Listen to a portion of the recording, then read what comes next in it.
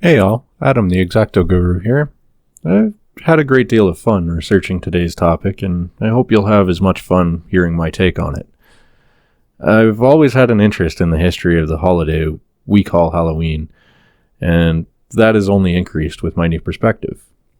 I'll be discussing Samhain as a thank you for bearing with me all this time. Traditionally, Samhain is New Year for the Irish Celts and considered the most important of the fire festivals. This is due in part to the hearth fires burning low while the harvest was reaped. Once the harvests were complete, the ancient people would join the Druids and celebrate with a communal bonfire for 3 days. Said bonfire was lit from a grinding wheel, which represented the sun. The people made an offering of cattle and took the flames of the bonfire home to stoke the hearth fires. The military commanders were honored with decorated thrones during this time, and anyone who broke a law or drew a weapon would be put to death. The other reason this holiday is so important is that the barrier between our world and the other world is at its thinnest. It is during this time that our ancestors have the opportunity to make a temporary return to our world. Leading up to Samhain, children would dress in costumes and go door to door singing to honor the ancestors. They would receive sweet cakes in return. This was called mumming. In order to invite ancestors into our homes, an offering known as a dumb supper is laid out, which consists of a portion of the meal set aside. This offering is served without looking at the seat for which it is placed, for gazing upon the dead will result in misfortune. During the feast, adults exchanged news of the past year, while the children played games to entertain the ancestors. These activities help foster a mutual interest between their realm and ours. Apples were also left at roadsides for those ancestors who no longer have descendants to feed them. At the conclusion of the feast, the served offering was taken outside and left for the pukas, preferably in the woods or near a tree. The thinning of the veil between realms means that potentially unsavory entities other than the ancestors may find their way into our realm.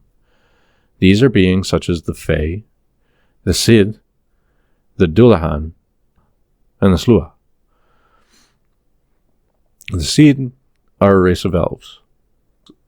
The Dullahan are viewed as headless men upon flame-eyed horses. The Sluach are entities who entered houses and stole the spirits of the living inhabitants. The Lady Gwyn is another being who may cross over. She appears as a headless woman in white, accompanied by a black pig who chases nighttime travelers to their doom. In order to prevent these beings from harming them, the ancient Celts would prepare additional offerings and leave them at the community outskirts. The jack-o'-lantern got its origin from the ancient Celts' desire to protect their homes, and were initially turnips carved to look like skulls. Samhain is also considered a celebration of new love. There are a few traditional divination practices performed to this end. Young women would peel an apple in a continuous single pairing and toss it over their shoulder. Upon landing, the peel would form the initial of the person to be wed. Eating an apple while combing one's hair in front of a mirror would conjure the image of their true love on the mirror's surface. Hazelnuts were also used for matrimonial divination. They would be marked with the names of eligible youths and grouped according to gender, then placed in the hearth fire and popped. The popped hazelnuts would be paired and romantic unions decided. During the 5th and 9th centuries, the sitting popes would move the dates of Samhain celebrations. Pope Boniface was the first to try and move the officially recognized date to May 13th, and declared a celebration of saints and martyrs. Needless to say, for centuries, pagans ignored this and continued the practices unlawfully. This continued into the reign of Pope Gregory, who moved the recognized date to November 1st, calling it All Saints' Day.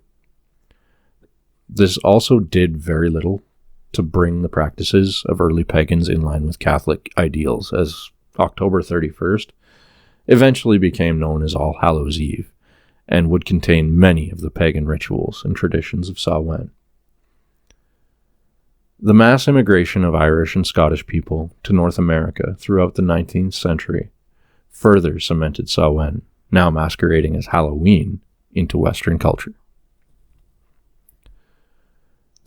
The key difference between the two celebrations remains the attitude toward death and evil.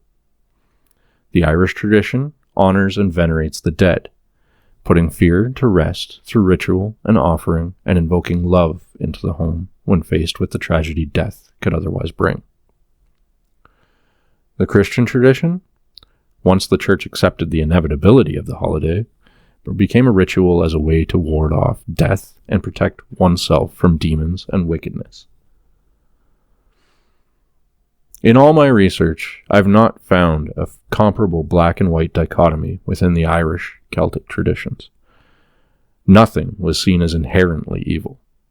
What I have found are things described as evil on the surface, but which contain nuance I didn't initially perceive until I delved into the underlying lore.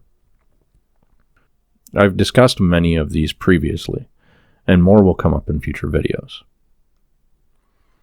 If you've stuck with me this far, I hope you've enjoyed this video as much as I enjoyed putting it together. It really was a treat. If you did, please like, subscribe, and ring that bell. For now, I'm the Exacto Guru, reminding you to be excellent to each other.